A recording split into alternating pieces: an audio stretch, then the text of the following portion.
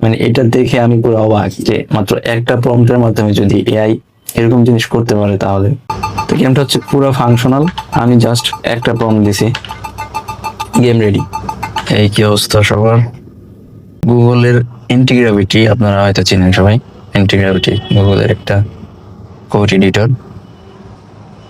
এখানে হচ্ছে আমরা কি করতে পারি, আমরা বিভিন্ন যে এআই মডেল আছে, জেমিনি, চ্যাট জিপিটি, ক্লড, বিভিন্ন মডেল সিলেক্ট করে আমরা এখানে প্রম্পট দিতে পারি এবং এআই আমাদেরকে কোড লিখে দেয়।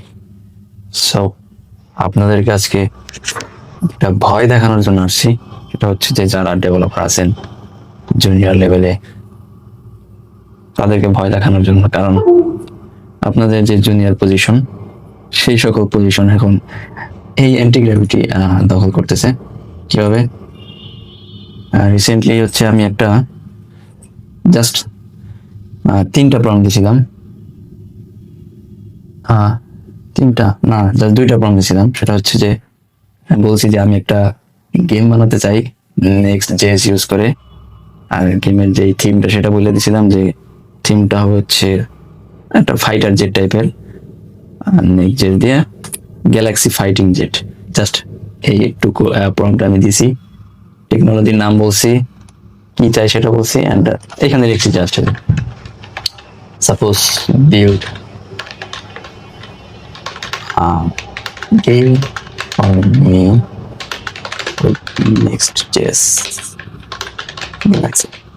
this kind of thing দিছি এভাবে দেওয়ার পর অ্যান্টিগ্র্যাভিটি কি করছে, একদম স্ক্র্যাচ থেকে আমি জাস্ট একটা ফোল্ডার খুলে অ্যান্টিগ্র্যাভিটি ওপেন করে প্রম্পটটা দিয়েছি। হচ্ছে একদম স্ক্র্যাচ থেকে ওই ফোল্ডারের ভিতরে এই যে ফাইলগুলো আপনি দেখতে পাচ্ছেন এভরিথিং নিজে ক্রিয়েট করছে, অ্যান্ড পুরো গেম নিজে তৈরি করছে। এমনকি আমি নিজেই ওকে বলছি যে তুমি এটাকে লাইভ করে দেখাও। তো এটাকে ও নিজেই লাইভ করছে, লাইভ করে নিজে চেক করছে যে চলতেছে কিনা everything. And finally the output is, if I show you, okay, here you can see the output. মানে এটা দেখে আমি পুরো অবাক যে মাত্র একটা প্রম্পটের মাধ্যমে যদি এআই এরকম জিনিস করতে পারে তাহলে আর কি। যাই হোক, এই গেম আপনি আর 5 বছর আগে যদি বানাতে চাইতেন তাহলে কি অবস্থা হইতো আপনি জানেন, যারা ডেভেলপার তারা বুঝবেন। এরকম একটা সিস্টেম যদি আপনি আরো 4-5 বছর আগে বানাতে চাইতেন তাহলে আপনাকে কি পরিমাণের কোড লেখা লাগতো। তো গেমটা হচ্ছে পুরো ফাংশনাল। আমি জাস্ট একটা প্রম্পট দিছি, গেম রেডি। ঠিক আছে, গেম রেডি, সবাই খেলতে পারবেন। আমি লিঙ্কও দিয়ে দিব, আপনারা খেলবেন। আমার তৈরি করা গেম, আসলে আমার না, মানে অ্যান্টিগ্র্যাভিটির তৈরি করা গেম। আমি জাস্ট প্রম্পট দিয়েছি। এখন কথা হচ্ছে তাহলে কি ডেভেলপারদের কি রইল? মেইন গেমটা হচ্ছে এখানে না, মেইন খেলাটা হচ্ছে ধরেন এই গেমটা আমি প্রোডাকশন লেভেলে তৈরি করলাম। যে বস আসছে, বসকে মারি।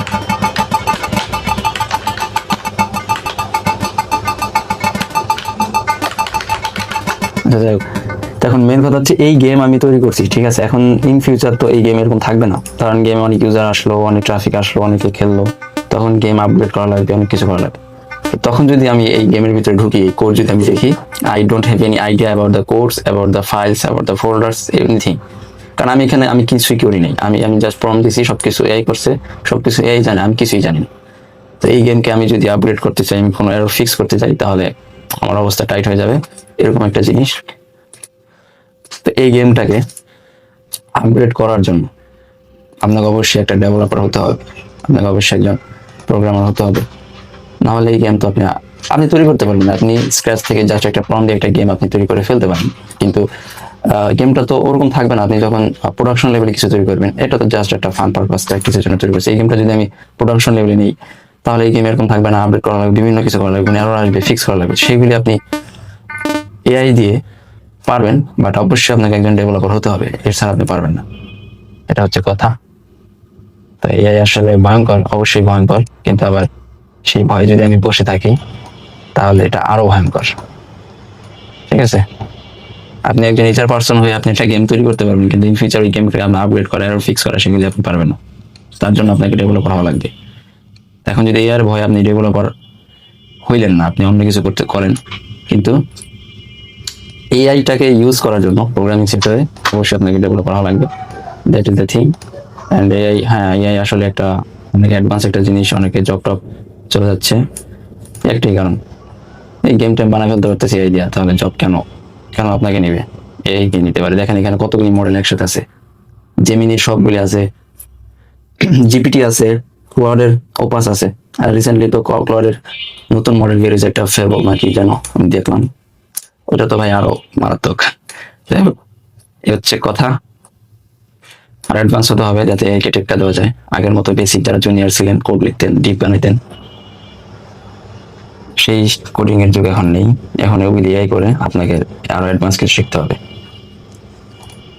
এই গেমটা খেলতে থাকেন।